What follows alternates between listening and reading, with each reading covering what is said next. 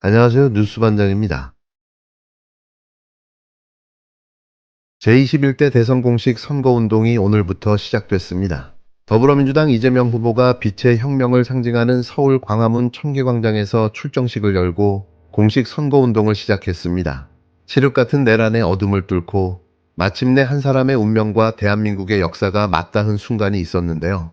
그 이름은 이재명이고 그 장소는 바로 광화문이었습니다. 세상에 빛을 뜻하는 문, 광화문이라는 이름 그대로 이재명 후보는 그곳에서 세상을 밝히는 첫 발걸음을 내디뎠는데요. 이 발걸음은 단순한 선거운동이 아니라 민주주의를 되살린 역사적인 출발이었습니다. 그가 외쳤던 말은 단순한 정치적 구호가 아니었는데요. 내란의 어둠을 물리치고 진짜 국민의 나라를 만들겠다는 외침이었습니다. 이 말 속에는 지난 3년 동안 국민과 함께 걸어온 고통과 인내, 분노와 희망, 실패와 각성의 시간이 고스란히 담겨 있었는데요.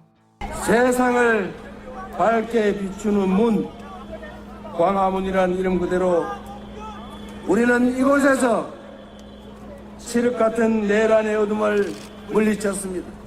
빛의 혁명을 시작한 이곳에서 첫 선거운동을 시작하는 의미를 남다르게 가슴에 새기겠습니다. 12.3 내란은 대한민국을 절체절명의 위기로 내몰았고 지금도 계속되고 있습니다. 내란 수괴를 재판에 넘기고 대통령직을 박탈했지만 헌법까지 무시하는 내란 잔당들의 2차, 3차 내란은 지금도 계속되고 있습니다. 그러나 확실합니다. 저들의 반란은 결코 성공할 수 없습니다.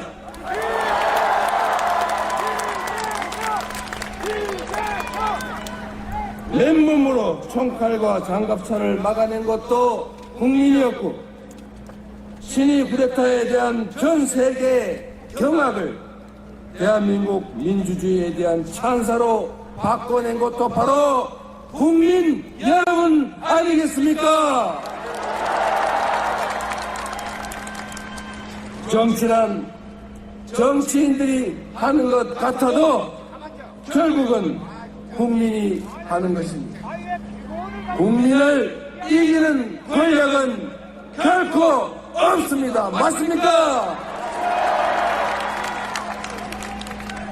굴곡진 역사의 구비마다 우리는 언제나 승리했고 내란조차도 기회로 만들 만큼 우리 국민들은 지혜롭고 현명합니다. 저는 오늘 국민에 대한 강고한 믿음을 가슴에 품고 진짜 대한민국을 향한 짧지만 긴 여정을 여러분과 함께 하고자 합니다.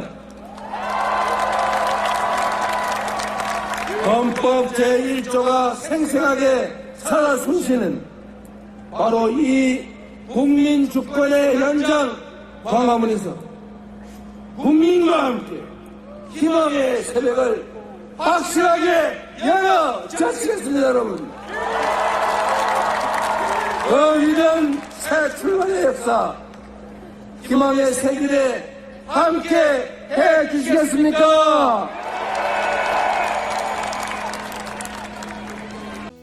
대한민국을 무너뜨린 12.3 내란, 대통령직에서 쫓겨난 한 독재자의 야욕, 그리고 지금도 계속되고 있는 내란 잔당들의 2차, 3차 시도까지 이어지고 있습니다.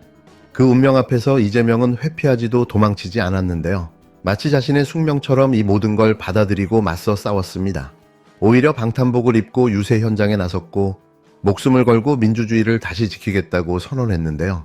이 모습은 단지 한 정치인의 결기가 아니라 대한민국이 여전히 살아있음을 보여주는 뜨거운 장면이었습니다. 국민을 이기는 권력은 없다는 이 말은 단순한 외침이 아니라 역사에 새겨진 진실이었는데요. 87년 6월 항쟁도, 2017년 촛불혁명도, 그리고 지금 이 순간도 결국은 국민이 주인이라는 사실을 우리는 다시금 떠올리게 됩니다. 그 국민의 뜻 앞에 이재명은 오롯이 자신의 모든 것을 내맡겼는데요. 존경하는 국민 여러분, 3년 전 지난 대선 첫 유세에서 저는 세 가지를 약속드렸습니다. 첫째, 위기를 극복하는 위기 극복 총사령관이 되겠다. 둘째, 대한민국을 세계 5대 강국으로 만드는 경제 대통령이 되겠다.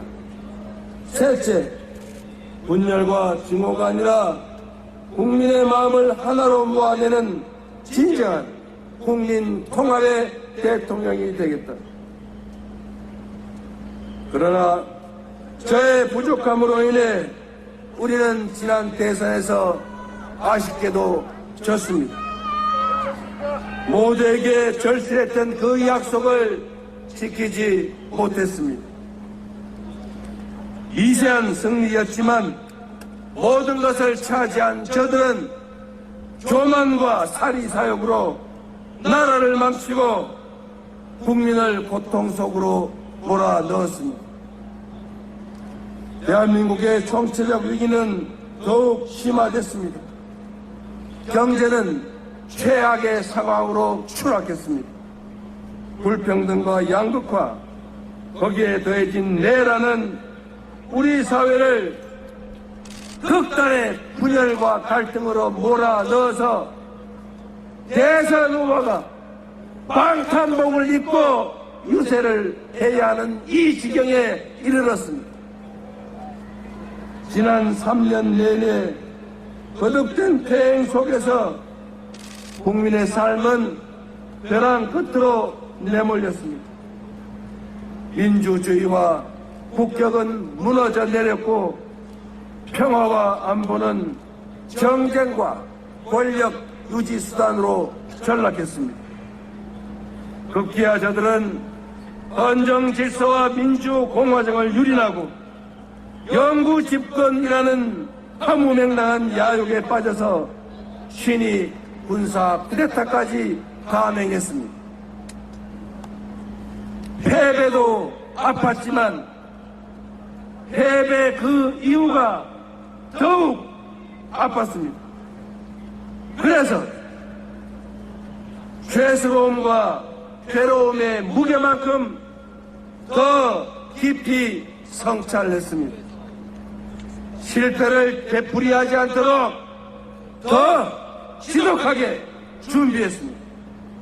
수많은 국민들을 만나 뵙고 경청하고 또 들었습니다.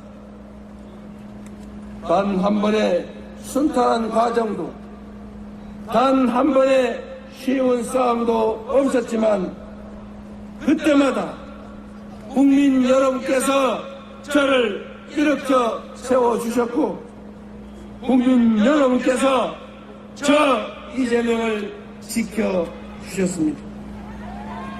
그 아픈 패배의 책임자를 다시 일으켜주신 국민과 함께 그만큼 간절하고 절박한 모두의 열망을 한데 모아서 반드시 승리로 보답하겠습니다. 3년 전 대선에서의 패배는 단지 졌다는 아픔보다 그 이후 나라가 겪어야 했던 폭정과 혼란이 훨씬 더 큰 고통이었을 겁니다. 그렇지만 이재명은 무너지지 않았는데요. 더 낮은 곳에서 더 많은 국민을 만나며 자신을 다시 세웠습니다. 실패를 되풀이하지 않기 위해 더 지독하게 준비했고 더 절박하게 다짐했는데요. 수많은 국민과 마주하며 귀를 기울였고 고개를 숙였습니다. 그렇게 이재명은 다시 국민 앞에 섰는데요. 그를 지켜낸 것도 그를 다시 일으켜 세운 것도 결국은 국민이었습니다. 국민이 있었기에 이재명은 다시 일어설 수 있었는데요. 그리고 마침내 그 국민이 만든 시간 속에서 이재명의 이름은 대한민국 대통령이라는 새로운 길을 향해 나아가고 있습니다. 광화문에서 시작된 이 장면은 단순한 유세가 아니었는데요. 절망을 딛고 희망을 향해 나아가는 한 국가 지도자의 첫걸음이자 대한민국 민주주의의 회복을 알리는 감동적인 선언이었습니다. 이재명이 걸어온 길은 결코 평탄하지 않았는데요. 탄압과 모욕, 수사와 낙선, 그리고 목숨을 위협받는 지금 이 순간까지도 이재명은 단 한 번도 포기하지 않았습니다. 그 모든 시련을 견디고 끌어안으며 국민 앞에 다시 선 그의 모습은 대한민국이 얼마나 단단한 민주주의를 품고 있는지를 증명해주는 상징인데요. 이재명의 오늘 출정식 연설은 그 자체로 하나의 시대 선언문이었습니다. 그가 걸어온 길은 민주공화국을 위한 성찰과 투쟁의 기록이었는데요. 그리고 이제 그 모든 것이 마침내 대한민국 제21대 대통령 이재명이라는 새로운 역사로 완성될 그날을 향해 나아가고 있습니다. 우리는 그 찬란한 결말을 함께 써 내려갈 것입니다. 6월 3일, 마침내 진짜 대통령이 탄생합니다.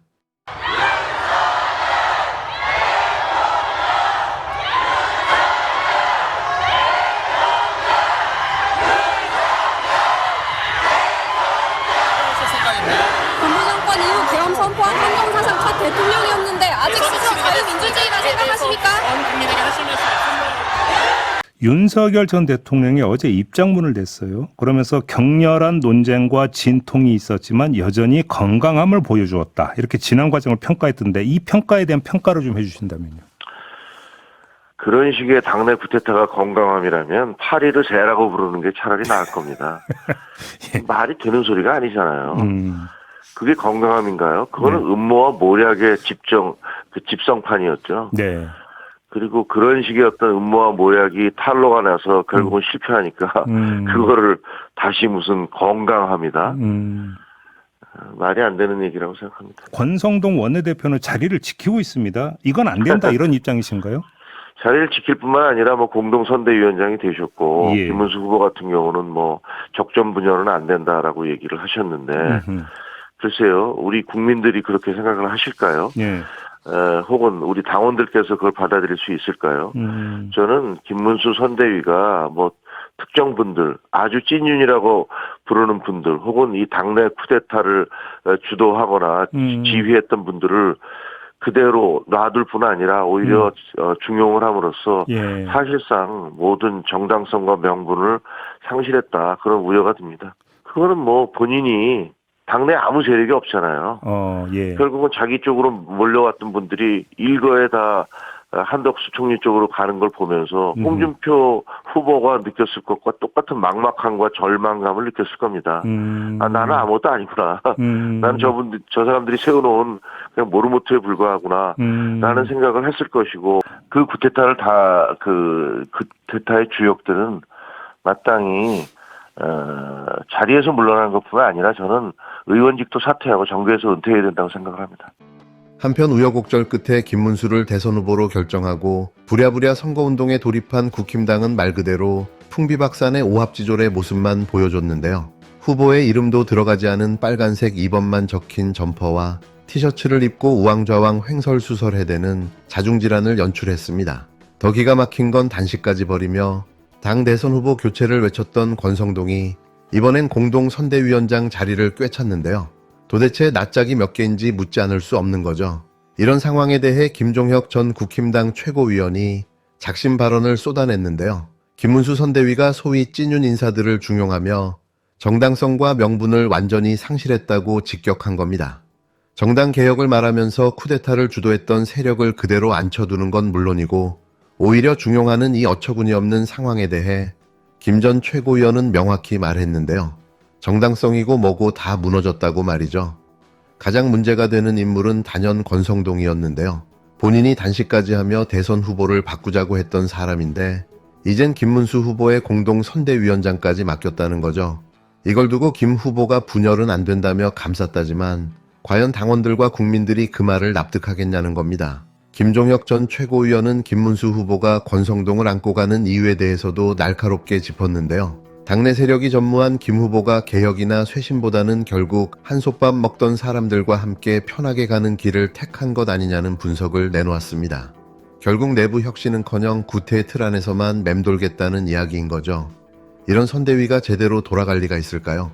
가장 뼈아픈 지적은 여기서 나왔습니다. 쿠데타 주역들, 그러니까 당내 권력 암투를 주도하고 정권을 농단했던 이들은 단지 자리를 내려놓는 걸로 끝날 일이 아닌데요. 김종혁 전 최고위원은 단호하게 말했습니다. 이들은 의원직을 사퇴하고 정치권에서 완전히 은퇴해야 마땅하다고 말이죠. 이 말이야말로 지금 국힘당이 귀담아 들어야 할 마지막 경고일 듯 싶은데요. 그것도 내부에서 나온 경고이기에 더 뼈아픈 대목일 겁니다. 개혁의 외피를 쓰고 내부에 썩은 뿌리를 키우는 정당에는 미래는 없습니다. 권성동을 끌어안은 또 찐윤 김문수, 그리고 그 구태를 묵인한 지도부 전부가 책임에서 자유로울 수 없는데요. 아무것도 변한 게 없는 내란당, 윤석열 시즌2는 계속되고 있는 거죠. 김문수를 뽑는 건 다시 말해 내란 세력의 부활을 도와주는 일인 겁니다.